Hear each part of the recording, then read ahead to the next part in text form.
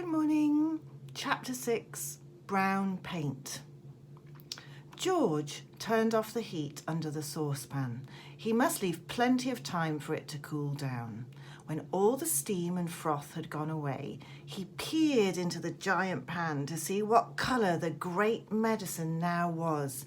It was a deep, brilliant blue.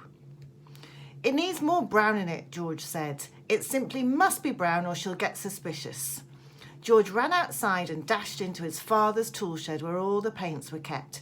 There was a row of cans on the shelf, all colours, black, green, red, pink, white and brown. He reached for the can of brown. The label said simply, "Dark brown gloss paint 1 quart. He took a screwdriver and prized off the lid. The can was 3/4 full. He rushed it back to the kitchen. He poured the whole lot into the saucepan. The saucepan was now full to the brim. Very gently, George stirred the paint into the mixture with a long wooden spoon. Ah! It was all turning brown, a lovely, rich, creamy brown. "Where's that medicine of mine, boy?"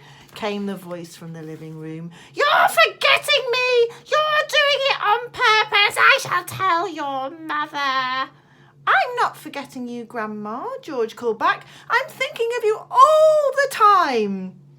"But there are still 10 minutes to go." "You're a nasty little maggot," the voice screeched back. "You're a lazy and disobedient little worm and you're growing too fast." George fetched the bottle of Grandma's real medicine from the sideboard.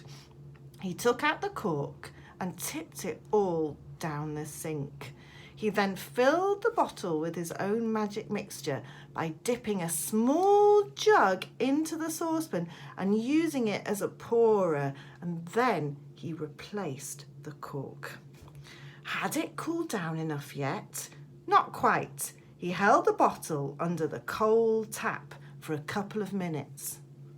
The label came off in the wet, but that didn't matter. He dried the bottle with a dishcloth. All was now ready. This was it. The great moment had arrived. "Medicine time, Grandma," he called out. The silver tablespoon in which the medicine was always given lay ready on the kitchen sideboard. George picked it up.